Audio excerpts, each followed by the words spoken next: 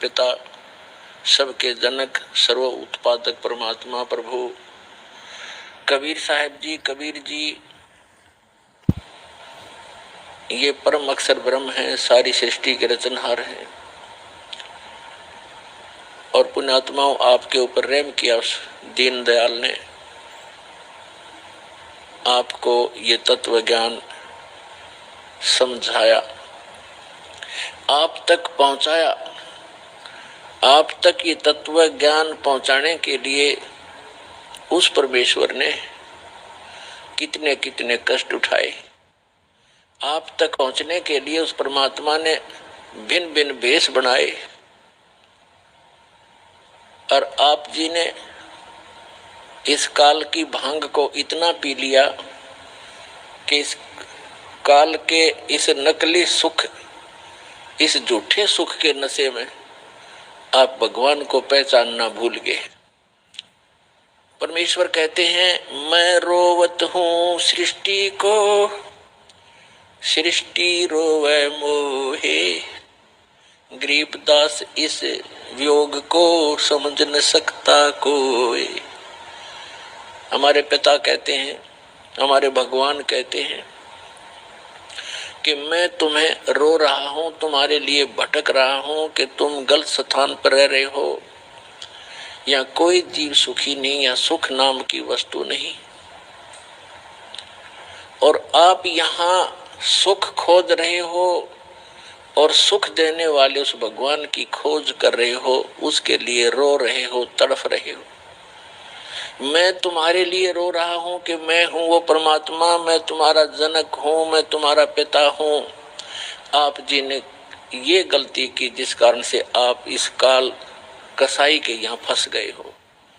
किसी का बेटा मार रहा है, किसी की बेटी मार दी, कोई किसी का जमाई मर गया, किसी के कैंसर होगी, किसी की टांग कट गई, किसी को कैंसर है, कोई कोड से भुगत रहा है। और शेष बचे हुए ये सोचते हैं कि हम ठीक हैं। यदि आप रोग रहित हैं, कल मृत्यु होगी, फिर गधे बन जाओगे, तो क्या खाक ठीक हो आप?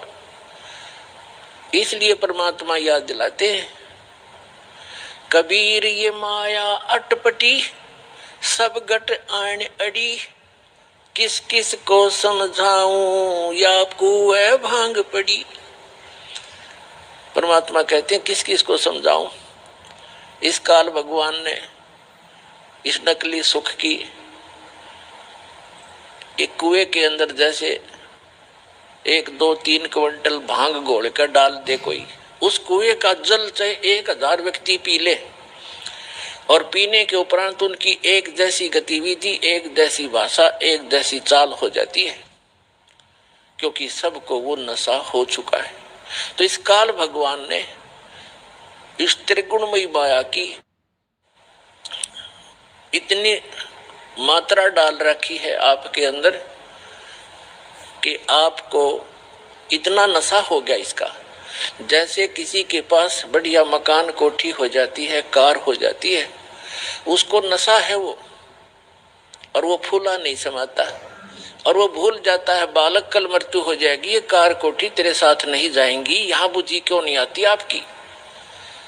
परमात्मा हमें याद दिलाना चाहते हैं कि इन सुखों को जहां आप यहाँ खोज रहे हो, आपको सतलोक में मिलेंगे। यहाँ तो आपने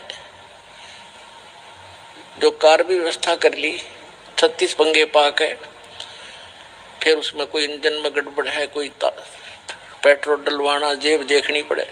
सतलोक में चलो, आपको विमान मिलेंगे, विमान मिलेंगे, और आपकी मन से जहाँ चाहोगे 1 सेकंड में उड़कर आप पूरा परिवार बैठकर कहीं घूम सकते हो। कोई पैसा नहीं लगेगा, सुख होगा, आपकी कभी मृत्यु नहीं होगी। आपका ऐसा ही परिवार वहाँ सतलोक के अंदर होगा। अभी तक ये मूर्ख बनाया करते थे नकली संत कि वहाँ प्रकाश ही प्रकाश है, चेतन ही चेतन है, आत्मा उसमें जाकर ऐसे मिल जाती है जैसे बूंद समंदर में। फिर खा कर क्या करेंगे वहाँ जा करके? इससे यही दुख सुख यही ठीक है। तो उनको अकल थी नहीं, ज्ञान था नहीं, उनका सवन भाव नहीं था, क्योंकि उनकी साधना गलत थी, उनका ज्ञान गलत था। वो काल प्रेरित थे, काल के भेजे हुए आए हुए हैं। तो परमात्मा हमें याद दिलाते हैं कि झूठे सुख को सुख कहे ये मान रहा मनमोद, ये सकल चबीना काल का, कुछ मुख में कुछ गोद। अपना आत्मा आप देख रहे हो, कहीं पर भूकंप आ जाता है, हजारों लाखों की संख्या में मानव मर जाते हैं, अन्य प्राणियों की तो गिनती ही नहीं।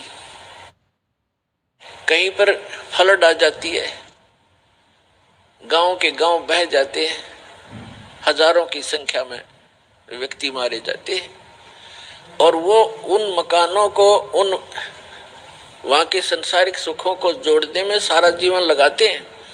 उनका दृष्टिकोण सिर्फ उन्हीं पर केंद्रित रहता है कि कोठी बना लूं, कार बना लूं, एक प्लाट और ले लूं, 2 कोठी और बना दूं, एक बैंक बैलेंस बना दूं, एक फैक्ट्री लगा लूं।